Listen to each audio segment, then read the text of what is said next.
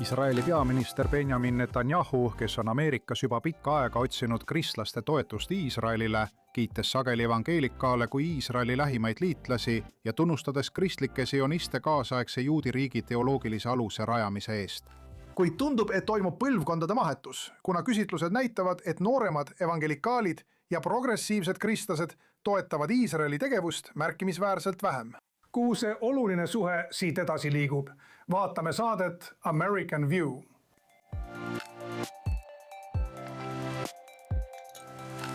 Mul on väga hea meel tervitada siin saates American View Sandra H. Parkerit, kes on organisatsiooni Christians United for Israel Action Fundi juhataja. Suur tänu, et leidsite aega meiega liituda. Tahaksin alustada küsimusega selle suure KUF-i tippkohtumise kohta, mis toimub sel nädalal Washingtonis väga kriitilisel ajal. Milline on õhkkond?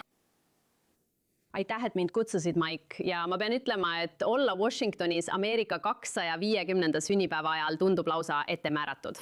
Muidugi, kui me aastaid tagasi oma tippkohtumise kuupäevad paika panime, ei teadnud me, et oleme praegu sellises olukorras seoses Iisraeli ja Iraaniga. Nii et see ei saakski olla ajakohasem. Kõik on alati elevil, kui saavad tippkohtumisele tulla. Meil on siin umbes 4000 liiget, kes on valmis minema Kapitooliumi mäele ja rääkima teemadest, mis neile korda lähevad. Kristlik evangeelne kogukond, kes seisab Iisraeli riigi ja tema rahva kõrval.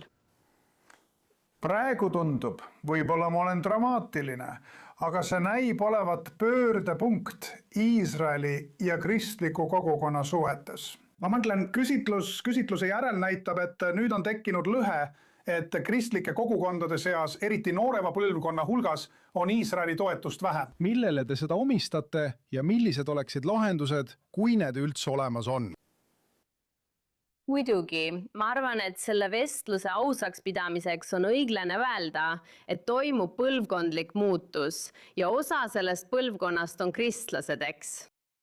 See ei ole ainult kristlased, kelle mõtteid mõjutatakse. See on noorem põlvkond ja osa neist inimestest kuulub kristlikku evangeelsesse kogukonda. Samas ei ole sugugi haruldane, et noorem põlvkond seab kahtluse alla eelneva põlvkonna väärtused ja moraali.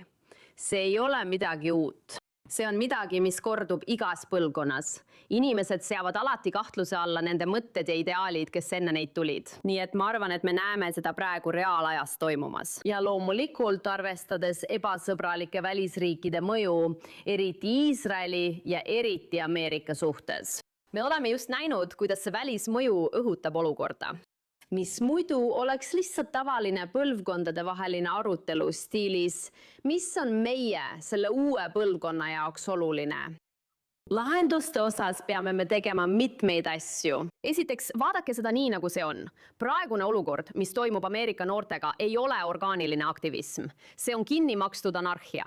Me peame mõistma ja nõustuma, et välismõju Ameerika Ühendriikides on olnud olemas juba üle 20 aasta. See ei ole midagi uut. Ameerika välispoliitika TikTokistumine ei ole midagi, mis oleks juhtunud alles viimastel aastatel. Meil on tegemist vaenlastega, kes planeerivad oma lahinguid aastatuhandete kaupa. Ja Ameerika on alles 250 aastat vana. Ma arvan, et me peame vestlust täpselt raamima, sest pole haruldane, et noored seavad kahtluse alla eelneva põlvkonna. Seda süvendavad välismõjud nagu Hiina, Katar, Venemaa ja teised, kes kasutavad Ameerika demokraatiat. Meie koolide ja ülikoolide kaudu püütakse noori mõjutada ja nende mõtteviisi muuta, et nad lõpuks arvaksid, et jah, Iisrael on halb, aga ka Ameerika on halb. Ja ainus viis valede vastu võidelda on tõde. Tõdega ei saa kompromisse teha. Tõde ei ole see, mida mina ütlen, see ei ole ka see, mida sina ütled.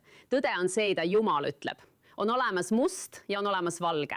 Ja see, mida me teeme organisatsioonis Kristlased ühenduses Iisraeli eest ning eriti meie üliõpilasorganisatsiooni KUF-i kaudu ja sadade ülikoolide harude kaudu üle kogu riigi on järgmine. Me ei rõhuta mitte ainult piibellikke tõdesid, mis ütlevad, miks me peaksime seisma Iisraeli ja tema rahva kõrval, vaid toome esile ka lihtsalt ratsionaalsed tõed. Sõltumata sellest, kuidas sa palvetad või kuidas sa hääletad, kui sa hoolid oma riigist, kui sa hoolid Ameerika välispoliitikast, kui sa hoolid Ameerika riiklikust julgeolekust, siis on ratsionaalne tegu seista ka meie tugevaima liitlase kõrval selles piirkonnas, Iisraeli riigi kõrval. nii et mõned täpsustavad küsimused, sest sa tegeled palju seadusandjate ja valitsusega, püüdes vastu võtta Iisraeli toetavaid seadusi. praegu on tegemist vabariiklaste valitsusega, mis ütleb ameeriklastele, et need samad riigid, kes mõjutavad USA-Iisraeli suhteid negatiivselt, katarlased, türklased ja nende sarnased, on selle administratsiooni sõnul tegelikult Ameerika sõbrad ja liiklased. ma mõtlen, siin tundub olevat dissonants.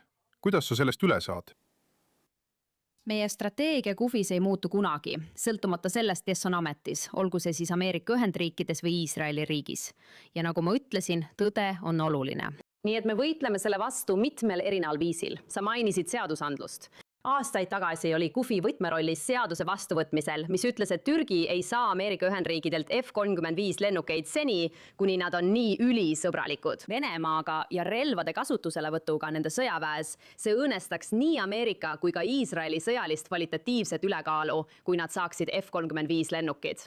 Tiit, ma ei räägi presidendi ega administratsiooni eest selles osas, kas nad tahavad soosingut võita, öeldes, et need inimesed on sõbralikud. See on nende asi. Oluline on see, et Türgi puhul on selliste asjade tegemine seadusevastane. Katari puhul on üks asi, millega kristlased Iisraeli toetuseks praegu nii osariigi kui ka föderaalsel tasandil poliitika küsimusena tegelevad. Välismaise mõju piiramine Ameerika koolides. See on midagi, mis toimub muidugi kolledži ja ülikooli tasandil. Nägime selle realiseerumist pärast 7. oktoobrit kogu riigis toimunud protestilaagritega. See toimub ka keskkooli tasandil. See toimub ka algkoolist gümnaasiumini.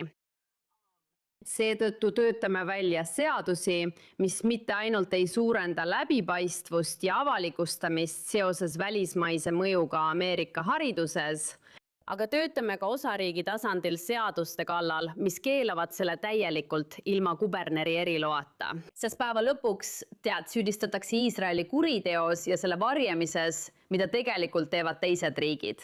Ja Iisrael ei tee kumbagi neist asjadest. Teine punkt, mille sa varem tõid välja, ja ma näen seda samuti juudi vaatenurgast. Kui kasvatad last sionistlikus peres, siis eendad, et ta kasvab üles sionistina. Ja kui ta seda ei tee, siis juudi süütunne ütleb, et oled midagi valesti teinud. Sa rääkisid sellest, et see on üleüldine põlvkondade vahetus. Aga lapsed, kes kasvavad üles just kristlikes, eriti kristlik-sionistlikes peredes, kas sa märkad seal mingit konkreetset suundumust, mida oleks võimalik selles konkreetses demograafilises rühmas ümber pöörata? Las ma ütlen nii, kuidas inimesed end määratlevad, on nende enda asi, aga sa ei saa olla kristlane ja samal ajal antisionist. Sa ei saa. Sel hetkel ütled sa, et sa ei usu väga suuri osi piiblist. Alates esimesest Moosese raamatust kuni ilmutusraamatuni on piibel sionistlik dokument. Nii et inimesed kasutavad silti juudina, nagu meie juudi sõbrad on seda juba mõnda aega näinud ja kasutavad seda oma seisukoha õigustamiseks. Nüüd, kristlasena näeme seda kogu aeg Tuckeri puhul. Ma olen kristlane, see solvab mind. Palju õnne, sa lihtsalt ei usu väga suuri osi piiblist. Piibel on sionistlik dokument. Kui sa oled antisionist, siis ütled, et sa ei ole kristlane ja selle põhjuse saab kokku võtta ühe lausega. Tõsiasi, et Iisraeli riik, tänapäevane Iisraeli riik eksisteerib. Piibel ütleb väga selgelt, kas rahvas sünnib ühe päevaga. Tõsiasi, et tänapäevane Iisraeli riik eksisteerib ja tõsiasi, et juudid on tulnud üle kogu maailma sinna elama, hoolimata sellest, et neil on olnud seal pidev kohalolek juba 3000 aastat, on selge tõestus, et piibel on tõsi ja Jumal on päriselt olemas. See ongi põhjus, miks Iisraeli riigile on vastuseis. See ongi põhjus, miks on põhjust Ameerikale vastu seista. Ameerika erandlikkusele ja juudi kristlikele väärtustele, millele meie riik on rajatud. Sest kui Iisraeli ei eksisteeri, siis on piibel vale ja Jumalat pole olemas. Ja on palju inimesi, vaenlasi nii väljaspoolt kui ka riigi seest, kellel on vaja, et see oleks tõsi, et nad saaksid jätkata oma enda ideoloogiatega. Me rääkisime palju sellest, mis on valesti läinud. Räägime nüüd sellest, mis on õigesti läinud ja mis jätkuvalt õigesti läheb siin mitmel erineval tasandil. Ja me nägime seda eriti sõja ajal USA ja Iisraeli vahel ning tugevat suhet seal. See suhe püsib tugevana mitmel erineval tasandil siin. Kui saaksid meid täpsemalt juhendada, mida Kufi on teinud ja mida sinu konkreetne haru Action Fund on siin teinud selle suhte tugevdamiseks? Ja mõned võimalused ning ausalt öeldes ka väljakutsed selle tegemisel praegusel ajal. Kindlasti. Kõigepealt tahan öelda, et ainult sellepärast, et miski on sotsiaalmeedias populaarne, ei tähenda see, et see oleks tõsi. Üldsegi mitte. Twitter ei võrdu päris maailmaga, me teame seda. Õige. Ja mis puudutab seda, mis on hea, siis valdavalt on enamik ameeriklastest endiselt Iisraeli poolt. Olgu see siis sellepärast, et sa usud oma usu järgi teatud viisil või sellepärast, et sa mõistad, et põhimõte Ameerika ennekõike tähendab, et peaksid seisma Iisraeli riigi kõrval, mis on sisuliselt meie esimene kaitseliin selles piirkonnas. See on positiivne. Mis puudutab seda, mida Kufi on suutnud teha, siis räägin ühest konkreetsest näitest. Pärast 7. oktoobrit oli 2024 aasta kevad ja Iisrael oli selleks ajaks olnud sõjas 6 kuud ning polnud saanud mingitki erakorralist sõjalist abi, hoolimata sellest, et nad seda vajasid. Ja muidugi räägime siin peamiselt kaitsesüsteemidest. Tead, kui sa tahad arutada selle üle, et kellelegi ei anta kuuli või relva, siis see on hoopis teine vestlus. Kui sa tahad arutada selle üle, et jätad oma sõbra kilbita, siis see on hoopis täiesti teine asi. Ja Kufi suutis 6 päeva jooksul mobiliseerida üle 300 oma liikme, kes lendasid Washingtoni DC-sse igast Ameerika osariigist, kaasa arvatud Alaskalt ja Hawaii'd. Need inimesed veetsid sõna otseses mõttes rohkem aega lennukis kui Washingtonis. Me kohtusime äsja valitud spiikri Mike Johnsoniga pühapäeva õhtul. Esmaspäeval kohtusime enam kui 90% esindajatekoja liikmetega, kes olid valmis meiega kohtuma, et saaksime rääkida vajadusest see asi ära teha. Ja selle nädala kolmapäevaks oli see eelnõu, mis oli juba senatis vastu võetud, ka esindajatekojas selge enamusega heaks kiidetud ning umbes $14 miljardit erakorralist sõjalist abi saadeti Iisraelile. Kui piibel ütleb, ma õnnistan neid, kes sind õnnistavad. Kui piibel ütleb, et juudid on meid, mitte juute, vaimsetes asjades õnnistanud, andes meile esiisad, piibli, Maaria, Jeesuse ja Joosepi. Nii et meie, paganad, peame juute õnnistama materiaalsetes ja tegelikes asjades. Ja inimesed küsivad, mis see siis on? See on suurepärane näide sellest, kuidas me kasutame oma usku, mobiliseerides oma inimesi, et teha kõik, mis võimalik tagamaks, et meie riik ei laseks Ameerika ja Iisraeli riigi vahele mingitki lõhet. Ma tahan teil küsida, Iisraeli peaminister Benjamin Netanyahu suhtes on olnud kriitikat ja ma ei palu teil seda kommenteerida, kuigi loomulikult võite seda teha, kui soovite. Aga laiem mõte on selles, et ta püüdis kristlikku kogukonda enda poole võita Ameerika juudi kogukonnaga suhete tugevdamise arvelt. Et ta tuleb sageli siia, Ameerika Ühendriikidesse, kohtub kristlike organisatsioonidega, kuid juudi organisatsioonidele ei pöörada peaaegu üldse tähelepanu. Ma tean, et Kufi on vähemalt suurematel üritustel juudi juhtide suhtes külalislahke, aga igapäevasel tasandil, makrotasandil. Milline on suhe Kufi ja sellele vastavate Ameerika juudi organisatsioonide vahel? Ja kas seal on pingeid, mis tulenevad Iisraeli valitsuse tajutud soosimisest? Alustan lõpust ja liigun tagasi. Ei. Ja taad, pastor Heigi istus 1948 aastal oma laua taga ja kuulas raadiot, kui Iisraeli riik sündis. Ja tema ema vaatas teda ja ütles, see on piibli seisukohalt kõige olulisem päev maailma ajaloos. Ma ei usu, et Benjamin Netanyahu ja pastor Hagee olid selleks ajaks kohtunud. Nii et öelda, et poliitik võiks kogu konfessiooni poolehoiu võita ilma igasuguse lugupidamatuseta praeguse peaministri suhtes, arvan ma, et see on liialdus. See on miski, mis on põivkondade kaupa meie usu alustesse sisse kootud. A, B. Kristlased Iisraeli toetuseks loodi ametlikult 2006 aastal, kuid pastor John Hagee alustas Iisraeli austamise õhtut juba 1981 aastal. Ja see juhtus varsti pärast tema esimest reisi Iisraeli, kui ta mõtles, me oleme võidelnud aastatuhandeid, mida mina saan teha, et tuua kristlased ja juudid kokku. Iisraeli austamise õhtud andsid alguse organisatsioonile Kristlased Iisraeli toetuseks. Mitte kumbki neist asjadest poleks juhtunud, kui poleks olnud pastor Hagee sõprust ja suhet rabi Aryeh Sheinbergiga, õnnistatud mälestusega. Ja rabi Sheinberg muutis ühe lausega kristlaste ja juutide suhete trajektoori ning ütles, me teame, mida teha oma vaenlastega, aga mis siis, kui see mees on sõber? See lause, mis siis, kui see mees on sõber, on läbiv joon organisatsiooni Kristlased Iisraeli toetuseks sünniloos ja ka selle praeguses tegevuses. Meie juudi vennad ja õed, me seisame nendega õlg õla kõrval.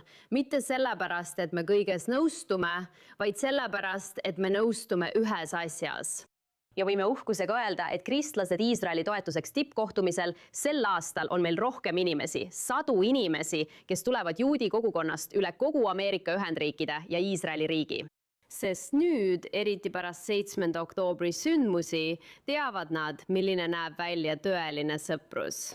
Ja kui Iisraelil ja juudi kogukonnal siin kodus hakkab raskeks minema, siis nad vaatavad Kufi poole ja näevad, et meie toetus ei kõigu. Ja veelgi enam, me tugevdame seda veelgi. Meie sõprus kohaliku juudi kogukonnaga ja juudi kogukonnaga laiemalt pole kunagi olnud tugevam. Selle kohta rääkides siis juudi kristliku suhte kontekstis suursaadik Mike Huckabee, USA suursaadik Iisraelis, ma mõtlen tõeline sionist. Isegi tema on mõnikord välja tulnud ja kritiseerinud Iisraeli valitsust teatud juhtudel, kui Iisraelis on rünnatud kristlasi või on olnud muid diskrimineerimise juhtumeid. Nii et ta on ka selles osas Iisraeli valitsust kritiseerinud. Kas olete leidnud, et Iisraeli ametnikud on nende juhtumite korral piisavalt reageerinud? Ma mõtlen, et ükski riik pole täiuslik. Ma arvan ka, et sul on lubatud teha tähelepanekuid ja kriitikat, isegi sõprade suhtes. Igaüks, kes ütleb, et kui sa kritiseerid Iisraeli, siis oled antisemiit, liialdab ja see ei ole tõsi. Igaühel Iisraelis on olümpiakuld oma valitsuse kritiseerimises. Nii et kui sa oled kellegagi tõeliselt sõber, siis sa suudad ausalt hinnata olukorda. Ja just seda on suursaadik Mike Huckabee teinud. Ma ütlen ausalt, ameeriklasena ei ole minu ülesanne öelda Iisraelile, mida teha. Suursaadik Huckabee on ainulaadses rollis, kus tema ülesanne on edastada meie riigi sõnumeid ja suunata neid meie sõpradele, Iisraeli riigile. Minu ülesanne ameeriklasena on tabada, et minu riik ei teeks midagi, mis looks lõhet Ameerika Ühendriikide ja Iisraeli riigi vahel. Iisrael on demokraatia. Iisraelis toimuvad ausad ja vabad valimised ja mida iganes Iisrael ja tema valijad otsustavad teha seoses sellega, kes istub Knessetis, on nende enda asi. Aga me jääme siia, sõltumata sellest, kes on võimul. Ma tahan tagasi tulla sinu konkreetse Kufi haru, Action Fundi ning seadusandlike tegevuste ja pingutuste juurde. Praegu on keeruline aeg, eriti kui näeme, et valitakse rohkem progressiivseid demokraate kui mõningaid vabariiklasi. Mitte palju, aga piisavalt, et kallutada mõningaid hääli siin kitsas enamuses, kallutada eemale Iisraelist. Kuidas sa praegu seda tasakaalu hoiad, kui lähened esindajate kojale, kui lähened senatile, et püüda seda seadusandlust läbi suruda, püüda mõtteid muuta, võib-olla ka südameid muuta? See pole praegu sinu jaoks lihtne. Kuidas sa sellele rollile lähened? Ma arvan, et üks asi, mis teeb Kufi eriliseks, on meie valijaskond ja nende valmisolek selle teema nimel tegutseda. Ja kui ma ei suuda sinu südant ja meelt muuta, siis see on okei, aga ma pean suutma muuta sinu häält. Ja kui ma ei suuda sinu häält muuta, siis on tõenäoliselt sinu ringkonnas märkimisväärne hulk Kufi liikmeid, kes muudavad oma hääle sinu tagasivalimise suhtes. Ja just nii Ameerika süsteem töötabki. Ja see on ilus asi, seda nimetatakse demokraatiaks praktikas. Aga me püüame tõesti meie juhte rohkem vastutusele võtta pärast COVID-i aega. Ma arvan, et inimesed ei ole enam harjunud üksteist nii palju silmast silma nägema. Ma arvan, et see, et valijad hoolivad endiselt piisavalt, et tulla Kapitooliumile kohale, mitte selleks, et rääkida resolutsioonidest või meeldivatest asjadest, vaid selleks, et öelda, hei, räägime Anarast. Räägime sellest vastastikuse mõistmise memorandumist ja kõigest, mis teil veel plaanis on. Astume välja ja näitame, et meid tuleb arvestada. Kui me olime 2015 aastal JCPOA pärastpahased, siis nüüd peame kindlustama, et teie, olenemata sellest, kas olete vabariiklane või demokraat, seisate enda eest. Ja tagame, et kehtivaid seadusi, eriti INRAT, austatakse ning et kõik, mis on tulemas, läbib kongressi heakskiidu. Räägime Türgist. Räägime F-35-test. Räägime piirkondlikest partneritest nagu Kreeka, Egiptus ja teised Küprose riigid, keda on kaua eiratud, kuid kes on nüüd strateegiliselt olulised, eriti pärast seda, kui Hormuzi väin suleti. Peame vaatama teisi veeteid selles piirkonnas. Räägime Ameerika ja Iisraeli jätkuvast julgeolekukoostööst. Lõpetame jutu sellest ekslikust arusaamast, et Iisrael on mingisugune sõjaline hoolekanderiik, kui tegelikult kasutab Iisrael oma sõdureid meie relvade testimiseks. Meie arendame ja täiustame neid ning siis jagab Iisrael seda tehnoloogiat meiega. Ilma, et peaksime saatma oma sõdureid või valama tilkagi Ameerika verd. Ameerika pole kunagi kulutanud raha Iisraeli peale. Ameerika ainult investeerib Iisraeli. Nii et meie ülesanne on alati tulla välja tõe ja faktidega. Ja kui sa näed seda teisiti, siis anname sulle võimaluse selgitada meile, miks see nii on. Ja kui me ei suuda sinu meelt muuta, siis hääletame teisiti. Tead, see on naljakas, et sa seda ütled. Ma räägin pidevalt, eriti sõja ajal, sellest 2 rajast, millel president Trump välissuhetega tegeledes liigub. Ja ta liigub sellel diplomaatilisel rajal. Räägime. Hoiame arutelukanalid avatuna ja tegutseme samal ajal ka sõjalisel rajal. Kui diplomaatia ei toimi, siis siin on see, mis sind ees ootab. Ja ta ei tõmba kunagi ühte tagasi ega eelista teist. Need toimivad paralleelselt. Tundub, et sa räägid sarnasest süsteemist suheldes seadusandjatega. Hoiame suhtluskanalid avatuna, proovime lahendust leida. Kui sina ei tee seda, kui meie ei tee seda, siis ootab sind seal midagi ees. Kas see on täpne iseloomustus? Ma mõtlen, see ei peaks kõlama ähvardusena, vaid see on reaalsus. Lihtsalt nii ongi. Sest need valijad hääletasid sinu poolt. Sina peaksid peegeldama rahva tahet. Kui sa ei peegelda oma valijate tahet, siis hakkavad valijad sinusse teistmoodi suhtuma. Ja see ei tohiks olla uudisväärtuslik ega vastuoluline. Ja ma tõesti arvan, et see on väga oluline igas suhtes, nagu oleme näinud president Trumpiga. Teate küll, inimesed on väga ärevil selle vastastikuse mõistmise memorandumi ja kõige selle pärast, mis tulemas on. Mina ei lähe närvi enne, kui näeme kogu selle sõjatehnika piirkonnast lahkumist. Praegu on nad ikka veel seal, relvad valmis. Nii et ma lasen asjadel areneda. Teate, samamoodi tuleb teil nõuda oma valitud ametnikelt samasugust vastutust. Nii see süsteem 250 aastat tagasi loodi. See töötas siis, see töötab ka praegu. Ja nad kohtuvad endiselt KUFi liikmetega, sest nad teavad, et need on teemad, mis on meile väga olulised. Ja olenemata sellest, kas sa oled meiega nõus või mitte, arvan ma, et oluline on luua võimalus selleks vestluseks. Inimesed ei oska enam vestelda. Nad nõuavad igal üksikul teemal täielikku üksmeelt, enne kui saame ühegi küsimusega edasi liikuda. Kui me õpiksime ühinema, nii nagu Ameerika ja Iisraeli vaenlased on õppinud ühinema, oleksime me peatamatud. Kas sa arvad, et Kerril ja Code Pinkil on midagi ühist? Mitte midagi. Ainult nende mürgine viha Iisraeli riigi vastu. Seetõttu on nad valmis kokku tulema. Samamoodi peaksid kõik mõistlikud ameeriklased, kes hindavad Ameerika julgeolekut, kes hindavad meie suhteid Iisraeli riigiga, kes nõustuvad, et Iraan on piirkonnale halb. Peaksid suutma nende küsimuste osas kokku tulla, ühtsust näidata ja tõelist muutust luua. Mis puudutab KUFi organisatsiooni ennast? Kas te näete liikmeskonna kasvu? Ja kui te väidate, et selles organisatsioonis on pühendumus Iisraelile vaieldamatu, kas te kuulete liikmete seas mingisuguseid sosinaid? Et kuule, me oleme sellepärast mures. Me oleme sellepärast mures, midagi siin peab ka muutuma. Või näete te tegelikult seda ühtset pühendumust Iisraelile organisatsiooni sees? Organisatsioonis Christians United for Israel näeme kasvu, eriti just meie noorte seas. Ma arvan, et pärast Covidit on inimesed, eriti noored, kellel pandeemia ajal nii palju ära võeti, valmis taas osalema, valmis tegutsema, valmis aktiivsed olema. Ma arvan, et eriti pärast 7. oktoobrit, kui nad nägid kogu vastuseisu Iisraeli riigile, mõistavad nad nüüd, mis on kaalul. Me näeme ainult jätkuvat kasvu. Samuti näeme ainult jätkuvat entusiasmi. Kõik, mis Iisraeli rahvaga juhtub ja on juhtunud, on ette kuulutatud. Iisrael on ime. Iisrael on valitud. Selle rahvas on valitud. Juudid ei valinud seda ise. Kõigeväeline Jumal valis selle nende jaoks, et ta saaks maailmale näidata, kui imeline Jumal ta on.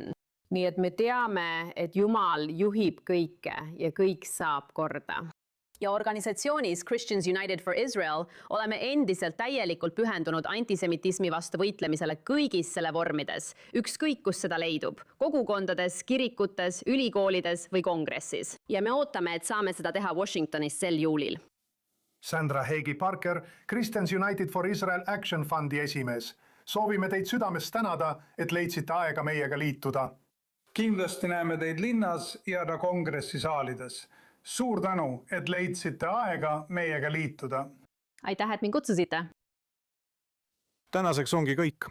Kutsume teid järgmisel nädalal taas meiega liituma siit Washingtonist, et saada American View.